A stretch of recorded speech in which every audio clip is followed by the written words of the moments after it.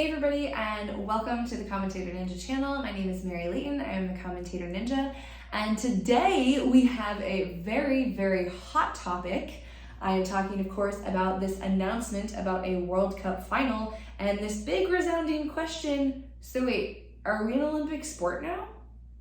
Just a quick disclaimer, no, I'm not injured. These are cupping bruises. If you don't know what cupping is, look it up and then try it. Now, I did promise you in the last episode that we were going to look at different leagues that have tried out different things when it comes to giving female athletes an equal opportunity and a super fun and exciting competition experience. I don't want to forget about that. We are definitely going to do that in the next episode. I think it's a super important topic, and I also am really excited for some of the practical things that I can share with you guys about course design that can be used by gym owners, course designers, anybody who's in that space.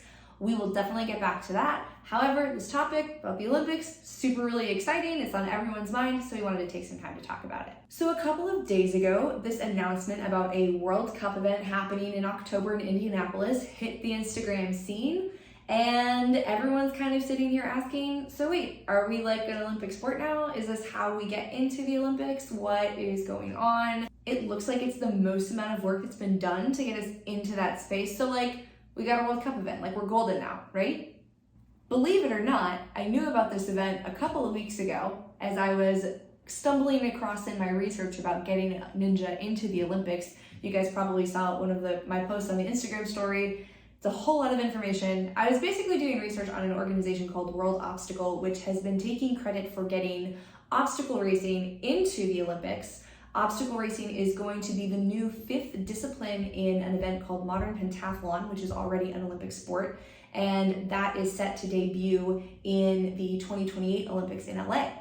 The obstacle racing that they're talking about, it's a lot closer to the OCR side of things as opposed to Ninja. So definitely excited to see what that looks like. They're actually hosting a test event at their World Cup in a couple of days, so we'll actually be able to see pretty soon what that's going to look like when it actually is in the Olympics. Again, not until 2028. Really exciting that that's happening for our OCR fan, very closely linked to Ninja. Although I will say I do hope that OCR gets its actual own event, because that is, OCR is hard, guys. It's hard. So let's back up here.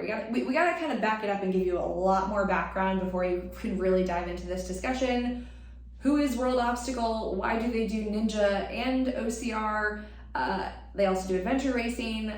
Who are they? Where do they come from? Why do they not have more ninjas that follow them on Instagram? How do you even become an Olympic sport?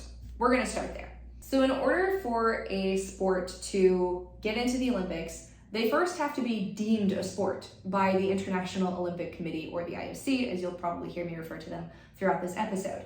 Before you can even approach the IOC and say, please consider us a sport, you have to have a non-government regulating body, we'll call that a governing body, that governs the sport internationally and is responsible for things like anti-doping, the effective execution and regulations at events that are qualifying events for the Olympic team. They're also responsible, this governing body is also responsible for coaching certifications and program development, getting youth involved in the sport, a whole bunch of things, right? Once this governing body is established and it goes to the IOC and the IOC says, okay, cool, you're a sport, that doesn't even guarantee that you're going to actually be put on the Olympic program.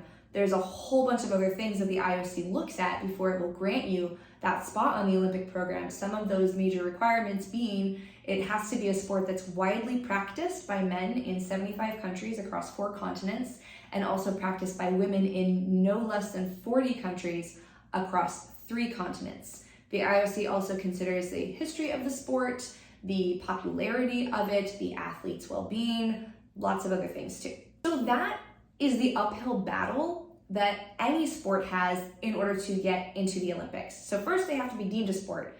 Then they have to say, cool, you're a sport and we actually want you on the Olympic program. In addition to that, you have to be granted that spot on the Olympic program 7 years before the actual games that you'll be included in. So for Ninja, we've already missed our shot at 2028. That would have been last year that we would have had to have been recognized and added to the program.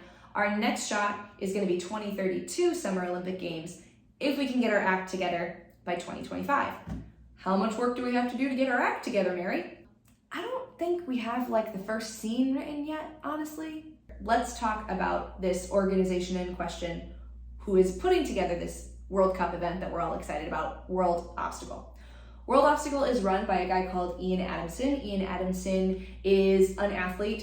He has X Game gold medals. He has gotten lots of awards in triathletes and biathlete programs. He is an adventure racer, lots of titles, world records, you name it. He's an athlete. Basically, that's the overarching thing, is he's an athlete and he gets it. He gets competition, which I think is really important for anyone who's trying to advocate for a sport and put something together like World Obstacle. There's actually an episode done by the Wild Runners podcast that I listened to. I didn't listen to all of it. It's about a 2-hour long episode, but about 30 minutes or so in, there's a section where Ian Adamson is talking more about World Obstacle and talking about getting OCR and Ninja into the Olympics. The reason I bring up that episode is because I just got the impression from listening that Ian Adamson knows what he's doing. He understands the space. He understands kind of the headwinds that are coming against the sport. He gets it. So really cool to have somebody who is smart and understands it at the helm of the organization that's trying to help Ninja become an Olympic sport. So the overall structure of World Obstacle, this governing body that would go to the Olympics and say, please grant us status as a sport, it's a little bit matrix, it's kind of confusing, but basically what it boils down to is you have World Obstacle, which is your international federation, and then what feeds into the international federation is national federations. And then what makes up the national federations is what they call member federations from the various sports that they're representing. So a member federation is a league or an organization that runs something with the sport, runs competitions. So for example, UNAA would be considered a member federation. They actually are a member federation. And something like WNL would also be considered a member federation if they joined World Obstacle. WNL, for those of you who are not used to the name change yet, is the NNL. Sorry, Phil. All things considered, World Obstacle is doing a really phenomenal job of representing obstacle sports. We have obstacle racing that's going to be in the 2028 Olympics as part of the pentathlon event. That's super cool. Another thing that's really cool is that World Obstacle has been granted what's called GAISF observer status. GAISF observer status, it's essentially a stamp that says you're doing the right things to be a federation that could go to the IOC, and it gives you 2 years to either continue progressing with observer status or become a full-fledged member of GAISF. And once you become a member, that's basically the stamp of approval that says, yeah, you're ready to go to the IOC. It also is an organization that provides resources as far as like anti-doping laws and things like that, which we all know Ninja does not have any of yet. So very cool that they're on that train. The one drawback I definitely see to World Obstacle though, is the fact that when you look at all of their member organizations, the only like readily identifiable Ninja league is UNAA.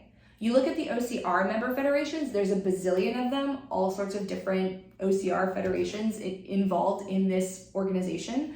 UNAA is really the only one on the website that I can find that is recognizable to me as a Ninja league. It also states that UNAA is the global league of World Obstacle, right? So their premier league across the globe. Go to the UNAA website though, there's only 14 countries that UNAA is hosting international competitions at. So when you think back to those requirements to be an Olympic sport, you need a widely participated in sport in 75 different countries across 4 continents. So if we're only at 14, we still have a lot of work to do. Back to World Obstacle. So World Obstacle is starting these World Cup events, right? These are essentially going to create international competitions where athletes can qualify to go to the eventual inclusion of Ninja in the Olympic Games. Super exciting, right? Mostly. The only problem I have with this particular event is what the courses looked like.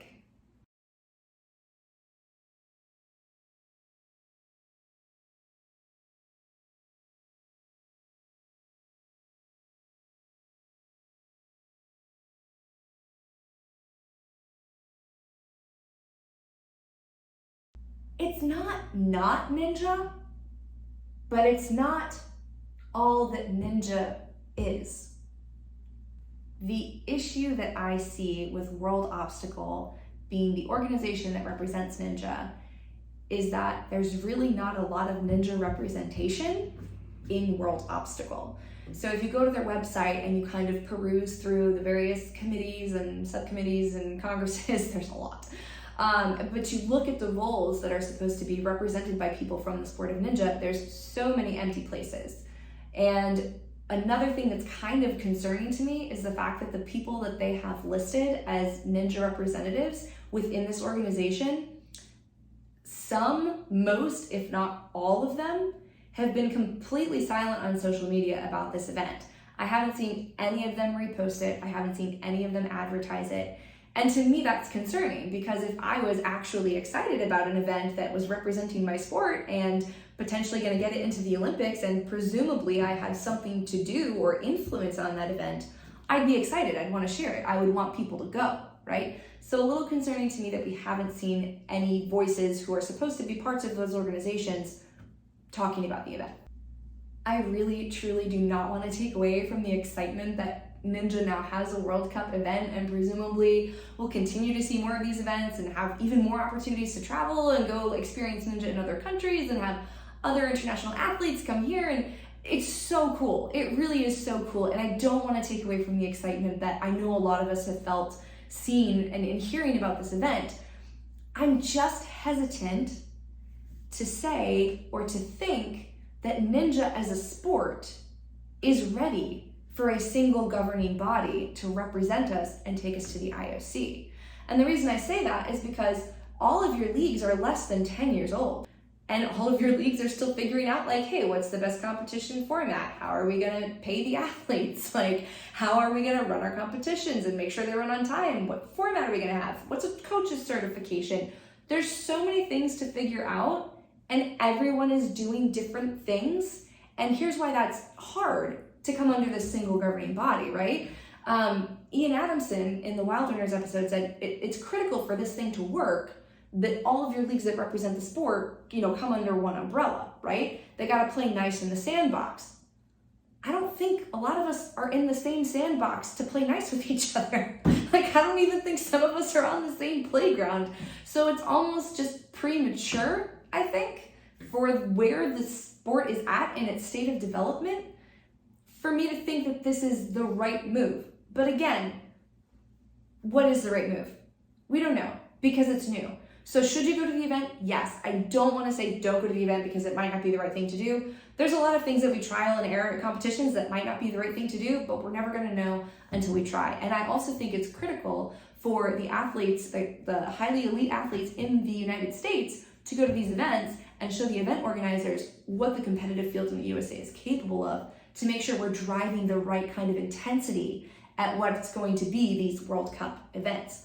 Something that is exciting is that ATS is involved. ATS is actually helping organize this event and presumably build the obstacles. So they know you guys from the show, which is really exciting. So I am hoping that we'll see courses that are a bit different than what we saw in the video previously.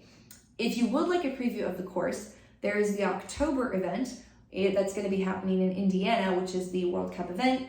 But before that, in August 12th through the 14th, in, give me one second, Lake Barrington, Illinois, they're going to have a preview event. You can try out the obstacles and then you can compete on them over that weekend. So super exciting. Definitely go out for that if you're curious to see what it's all about.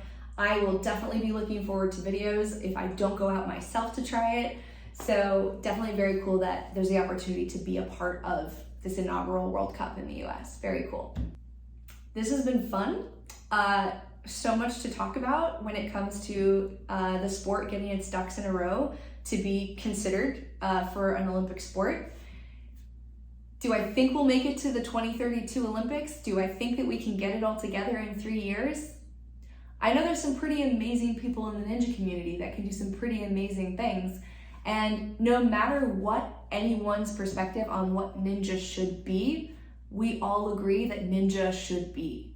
And I think that that's going to unify us to really work on these issues and come together to get to a place where we could say, okay, we know what we want the sport to be. We know when we go to World Obstacle and voice our opinions about what the sport should look like in the Olympics, we can come together on what that's going to look like.